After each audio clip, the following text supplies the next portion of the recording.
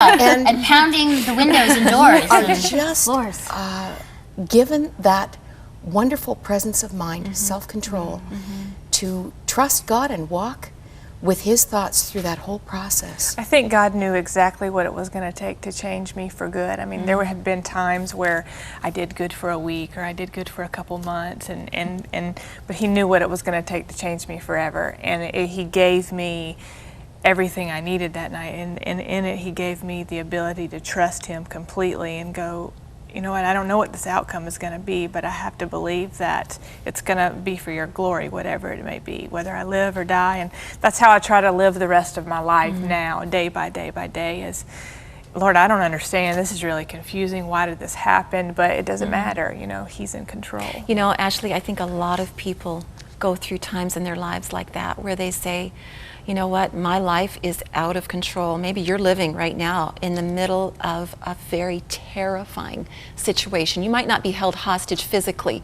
but emotionally, spiritually, mentally, you're held hostage right now. And you're saying, I see no end in sight. I see no hope. I need peace of mind. I need the peace that Ashley had, and we're going to get back to your story in a second, but I'm just sensing right now that you're watching and you're saying, okay, yeah, I remember hearing about this news story years ago, and I remember seeing you on Oprah. You shared your story on Oprah, and the book is all over the place. And how did she get out of it, and how is she so calm, and how was she so calm through those 7 hours?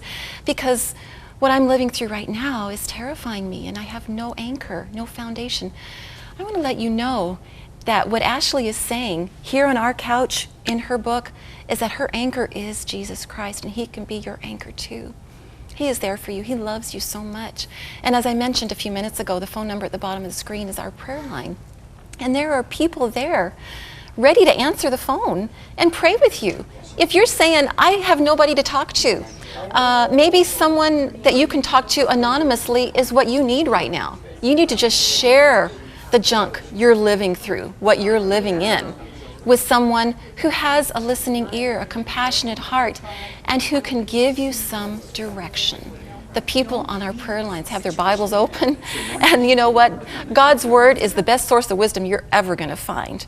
I know Ashley went to God's Word that night when she was held hostage by this murderer, and she found peace and she found comfort, and you can too.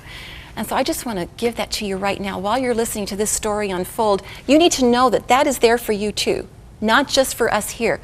It's available for everybody. Okay, Ashley, so you're back, you're reading The Purpose-Driven Life to him, and what happened?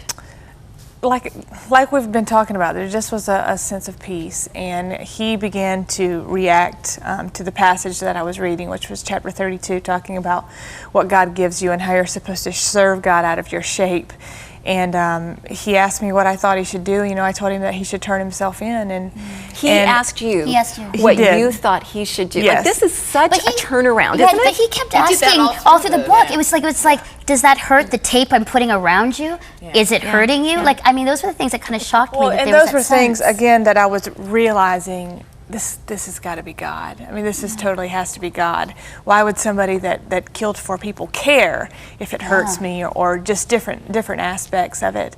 But as the night unfolded over the next 7 hours, God just orchestrated every step, and He made me not feel comfortable, but He made me know that He was there and that He was in control. Was I scared? Absolutely. I was scared the whole way through, even until walking out at the very end, but I knew that God was there, and whatever He wanted to happen was going to happen, and I've felt like that ever since that day. Yeah. And one thing too, that the part of the book that was just so shocking, at one point you both left the house, and you were driving in a car in front of him while he was driving behind you, and you were helping him look for a place to ditch the car. And I remember reading the book thinking, run away, you know? But you know what, I appreciate your thoughts that you shared, the reasoning behind why. Well, I read over it too, and I'm going, run! Open the door! What's going on? You're talking to yourself saying that. But that is why I thought my car would break down, and then he would think that I didn't trust him, and things would look bad, and he might run away, and then come hunt me down kill later. other people. And I just I didn't know what was going to happen, and so I again trusted God and said, you know, I believe that he was going to allow me to leave by that point in time. He was going to let me leave later on that morning to see my little girl. And that's what happened. He did. He let me go see my little girl. Yeah. And that was the end of all of it. Actually, go ahead. No, I was going to say, and that's another point in the book. Like, you kept telling him, I have to go see my daughter tomorrow at 9 a.m. So she's already lost her dad. Yeah, I know. And you Already had lost- pictures everywhere. Yeah. Well, let me just tell you, my mom, God rest her soul, she died about 2 years ago, but she used to say to me all the time, you are just so persistent. I mean, all the way from child, no, you can't go with me to the store because I'm not buying you a toy and you'll con me into it or whatever. But that's how I was that evening. I just was persistent. I've got to see my little girl.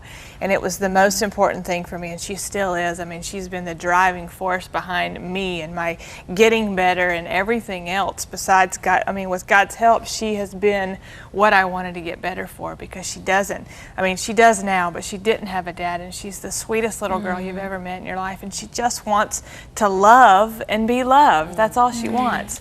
Just looking at you, I mean, you're going to have to read the book. You will enjoy the Oh, book. absolutely. But, Yeah. you know, just a few lowlights to appreciate the transformation this gracious, graceful, peaceful woman sitting here. They called you crazy girl growing up. You were asked to leave the first recovery house that you were in for drug addiction because of bad behavior. Your mother and stepfather kicked you out after graduation because you were being so disrespectful. Yes. You were in a mental institution. They institutionalized you at one point. Right. I mean, you could not have been more messed up. You know, paranoid delusions.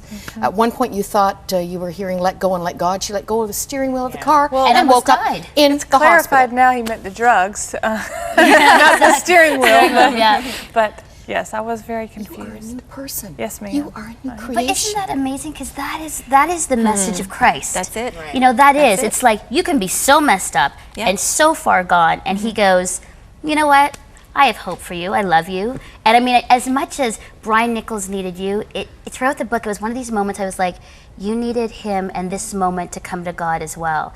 And it's kind of like God really works that way. Like he actually put this murderer in and your apartment was this weird random, it wasn't like off the road where he just pulls in and there you are. It was way far back, and that's another thing I was thinking of was, this has got to be God. I mean, how did this person find me walking out of my apartment at 2 o'clock in the morning? I don't normally do this, and just So we know how the story ended because we saw the CNN news feed. Right. Is that he surrendered? He took your advice. He let you leave Yes, to he go did. see your little girl. Immediately, you called 911.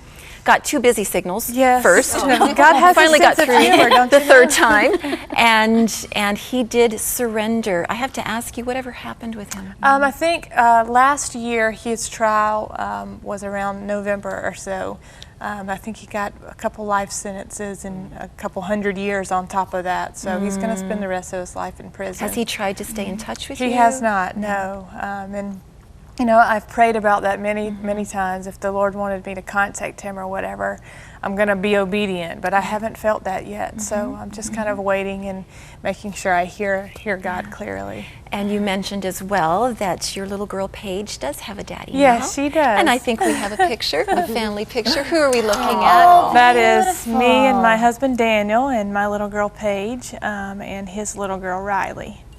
That is beautiful. That's us at the beach having a good old time. And you've been married now for about 2.5 years. So, 2.5 years. It's been good. It's been really good. And now you travel telling your story. You have spoken to countless people. I have. Sharing all the details, which we really appreciate. Which my life is an open book. So It that's- literally is an open book.